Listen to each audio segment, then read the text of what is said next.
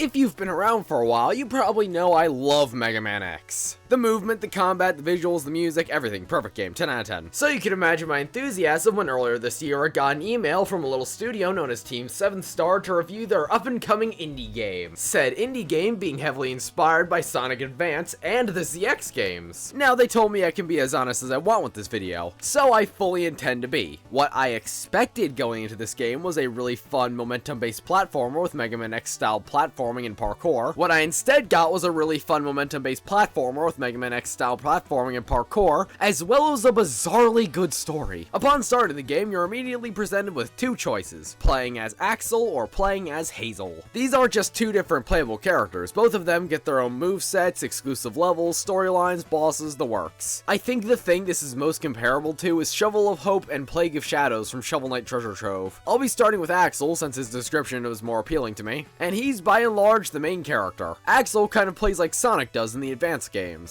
His unique moves are a spin, which lets you ping pong off of pretty much anything, some basic little kicks, and a stomp that will send you skyrocketing downwards but let you jump off of enemies, as well as an EX meter. When this little ticket is charged, you can do a variety of acts, such as a diagonal kick, doing increased damage, tank a free hit, do this really finicky dash I can never get working, and get shot upwards a little bit. It all doesn't come cheap though. In order to build up your EX meter, you need to land 3 hits. That can be against the same enemy or bosses or separate ones, doesn't matter. The thing I love about the EX moves is that they're not only combat focused, but movement based as well. The move that sends you skyrocketing downwards goes straight down opposed to the EX kick, which sends you diagonally, letting you hit enemies in more specific spots while keeping your momentum. It's incredibly fun to bounce and run through these levels as him because of his spinning and stomp moves, but personally not as fun as it was when I was playing as Hazel. Hazel more closely mirrors how Zero controls. She has a sword and this funny little projectile she can shoot out. If you mark an enemy, either by countering an attack or hitting them with the bird thing, you can fly over to their position and do double the damage of a regular sword strike,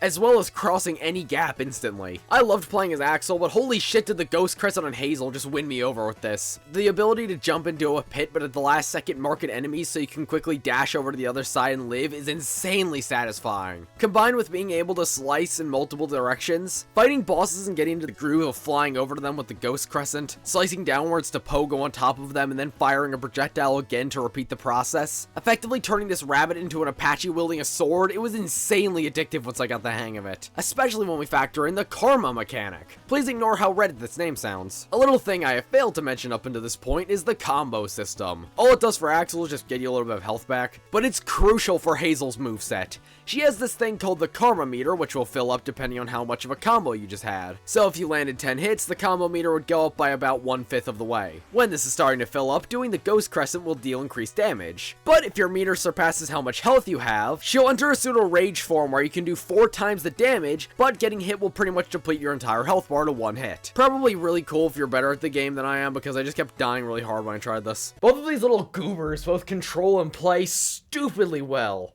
As I say that, I fall into a hole. It did take me a while to grasp how to control the physics of the spin and dash, but after a few levels of being completely dog shit, it's really started to click with me. I genuinely love how the two different character system works. I was kind of worried once I started playing that I would favor one of the characters over the other. Think Miss Chalice from Cuphead. She has more health, she has a double jump, she has a whole other slew of nonsense that just makes her a whole lot better than Cuphead and Mugman. So I worried a little bit that I would fall into the same trap of liking one of them way more than the other. And for a little bit there, that was true because I admittedly liked Hazel a lot more at first. But that's until I really started playing the game. The combo system is all well and good for Hazel, but it doesn't really do anything for Axel, now does it? Well, consider the other function of the meter. At the end of every level, playing into more of the Sonic Advance routes, you'll get ranked by how well you did. You'll get judged by time, what your highest combo was, and if you died. And if you did everything without getting hit, you'll get a plus version of that rank. This is like really hard to do, especially as Hazel since she doesn't have invincibility. So if you're not insane but you still want to feel like you did something, just go for the S burst ranks. But if you're like me, then hell yeah, S plus burst baby. It does a great deal of making moving fast not only fun to do, but required if you want to perform well. I like the ranks, but there's a little problem I have with it. Every stage has requirements for what time and what combo you need in order to get a high rank. In the later stages, it can reach a pretty high 160, but early on it's a pretty casual 25. But you can't really check these numbers anywhere during the level, only when you get to this end screen. I don't know, I feel like it would just be better if you could see this when you paused or something. Especially since hitless and deathless aren't shown here unless you achieve them. I think at least could have had like a little checklist down at the bottom that marks off if you did it hitless or deathless. Regardless though, once you do understand how everything works, these levels are a lot of fun to blast through trying to string combos together. And honestly, they can fix this problem to just a couple more menus and an update or something. I mean, they are updating the game in the future, so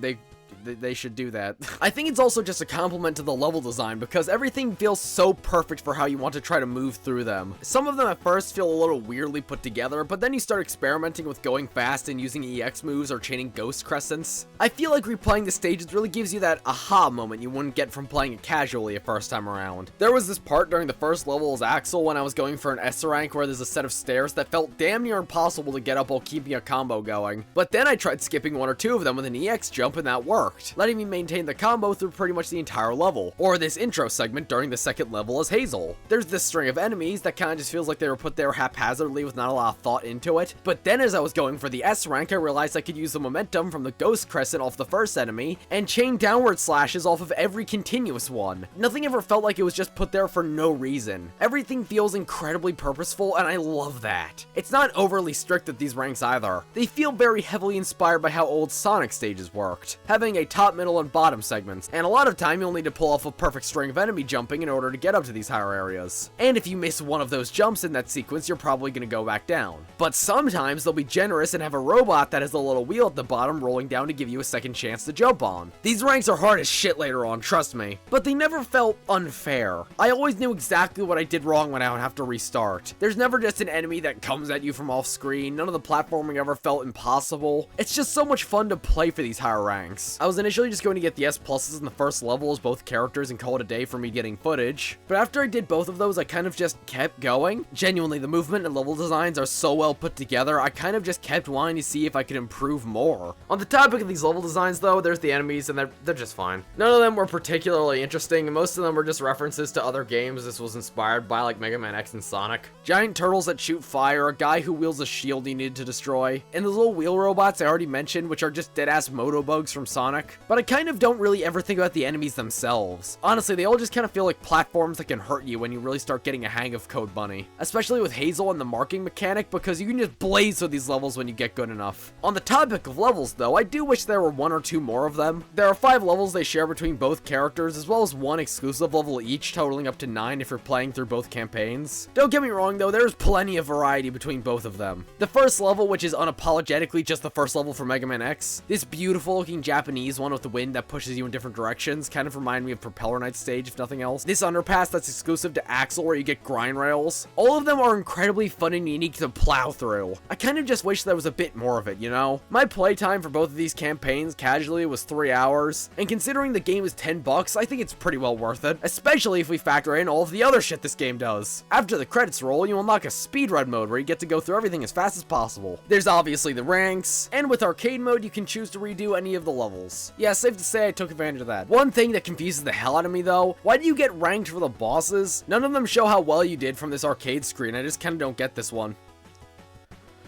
Okay, that pretty much wraps up my discussion for everybody watching this video, because the rest of this video is spoilers, and I'm not just talking about spoilering the bosses, because this game has 2 things that hardly any other platformers have: good bosses and making me give a shit about the story. Code Bunny is amazing. The gameplay is incredibly fun and addictive, it looks pretty, it's only like $10, like seriously, come on. But that is not what made me fall in love with Code Bunny. That is the story and the bosses. So for starters, these fights are genuinely a lot of fun. Early on, there's nothing too special, but later on into the game, they start to feel like something out of f***ing Toho, it's great. And there's a sizable amount of these little freaks too. Okay, but if I haven't convinced you up until now, this is your chance to go off and buy the game. Code Bunny, it's on Steam right now, play it. Okay, but enough of that, I really need to talk about the story. Even still, I'm gonna be a bit brief on everything with the story. Half of it I either didn't understand or was too busy lip flapping through before I realized how serious this would actually become. So how it works is, depending on which campaign you choose, you'll experience that character's specific story. Both of them do fight the same bosses instead of them contextualizing it to where both stories are going on at the same time, and whichever one you're playing happens earlier or later. It makes the decision I barely see to have the character you're not playing as sit out most of the game as you go through all of the events. sense. Which some people might see as a big downgrade, but they both mostly share the same bosses, so I don't mind at all. They both play differently enough to where fighting different bosses with each character is a completely different experience, so really, who cares? On top of their interactions with the bosses, Hazel is more reserved and straight to the point, choosing to do whatever is the most direct option to complete her mission, while Axel is more sympathetic, not really wanting to fight if the opportunity presents itself. They both share a theme though, and that's moving forward from your past. See, there's this hard-boiled heavies adjacent little group called Mad Bunny, ignoring that in this universe that would be the equivalent of a name along the lines of upset person, and it's really impressive how they made all of them, except the purple guy, related to the main character regardless of which one you're playing. In this world, there's this thing called Aether. It's how in-universe they explain stuff like the EX meter, saying that Axel and Hazel can harness Aether from defeated foes and use it to channel energy or something. I don't really care about the metatextual explanations for these moves. Where it actually comes into play is with the main star of these three, being Lun. This guy is literally dripping with the stuff, being a huge source of it. How the game hits home the themes of holding onto your past while moving forward is with pretty much every character. The reason Axel is even here is because his dead younger brother always wanted to see space, so he sees joining this force that I remember the name of as a way to honor his brother's memory, despite the fact he's always dreamed of being a professional ice skater. Well, it turns out the guy who won't stop dripping and ruining the carpet of everybody in this game is his brother, but only in spirit. He doesn't remember anything of who he was before he died and got brought back to life by this one lady so they can go inside a comet and save the life of her dead husband, don't ask. And Axel has to come to terms with his younger brother still being alive but being dead all in the same, effectively having to mourn somebody who is still with them. Oh my god. Would you like to hear about Hazel's story now? So Hazel doesn't really have any connection to Lun, but does have one to the pink lady, a part of Mad Bunny, Xiaoko, or Shoko. Whatever. Hazel and Shelko grew up together but splintered off later in life. But it wasn't just the two of them. They had a third part of their group named Ash, but with an E. When they were younger, Hazel would always defend him a lot, but the dynamic switched as they got older, Ash becoming more experienced and talented with the blade. Oh no. Shlako f***ed off and did stuff that's completely unrelated, while Ash and Hazel both joined the military since they're both highly skilled. They were given the task of clearing out a bunch of natives from their homes in order to keep development moving forward. When Ash decided this is stupid and began to attack the other members of the military, causing him to get into that same rage state Hazel can achieve, dropping his sword behind him while moving forward through dozens of them. And in a spell of panic and without hesitation, Hazel picked up his sword and killed her best friend. She didn't want to, she didn't mean to hurt anybody, she was just following orders. Jesus Christ. Slamco obviously blamed her for this, which led to both of them drifting off later in their lives. Slam Jam basically joining with the terrorist group and Hazel trying to find meaning in her life inside the military, still carrying Ash's sword as her only weapon to this day. And I love how this game tackles the relationship between Hazel and Slow. They aren't friends by the end like you might expect. They can't be after what happened. Slow-Mo says she can't forgive her, but the same still trusts her. Hazel does get somewhat of a happy ending coming out of the whole experience, more willing to open up to people, but both of them are far from being healed by the end. They both still have wounds that might not ever heal, and that's okay. Both Axel and Hazel can move forward while still holding on to their past, and I think that's beautiful. A worse writer or a storyteller would probably have both of them let go of everything that happened before, and come out of this with all of their problems fixed, but this game is not afraid to pull punches. They both come out with new points of view, but are far from happy endings. It just feels like it respects you the whole way through. You and the game both know there are things that just can't be fixed through talking it out in Mega Man X style platforming and Shovel Knight references, and that's okay. Not every bad thing from your past is necessarily bad. Some things like killing your best friend with his own sword are always going to stick with you, and that's just part of who you are. These are genuinely two amazing stories in here. The game is fun as hell, but the plots kind of carry the game for me my first playthrough. So this was kind of unexpected. I mean, I just kind of thought this would be a silly little platformer I could make a silly little video on and have a silly little opinions in, but this got real f***ing dark. I genuinely love this game. I'm not just saying that because I was given the game for free either. I would gladly have played this regardless if asked to or not. But now that you know how much I can suck off a Mega Man X style platformer, I think I should probably be fair and list some things I didn't like. Like some of the writing is just a bit scuffed. Just kill me already! Some of the writing at times is a bit poor. I love the stories, don't get me wrong, it's just how they tell it could use some work. Also, I know there's probably a solid chance members of Team 7 Star are watching this video, and I just want to let you guys know something. I found a typo in Axel's story, but I'm not telling you where! And I think the music is just fine. Some of the boss themes are alright, but most of the main level tracks pretty much just went in one ear and out the other. It's not bad, it's just kind of there. But don't let any of that deter you. Code Bunny is really something special. If you like Gun Vault or Mega Man X or really anything of the sort, then you'll have a blast with Code Bunny. Yeah, I got one more of me. The Ghost Crescent reminded me way too much of Spectre Knight's Judgment Rush. Okay, I'm done.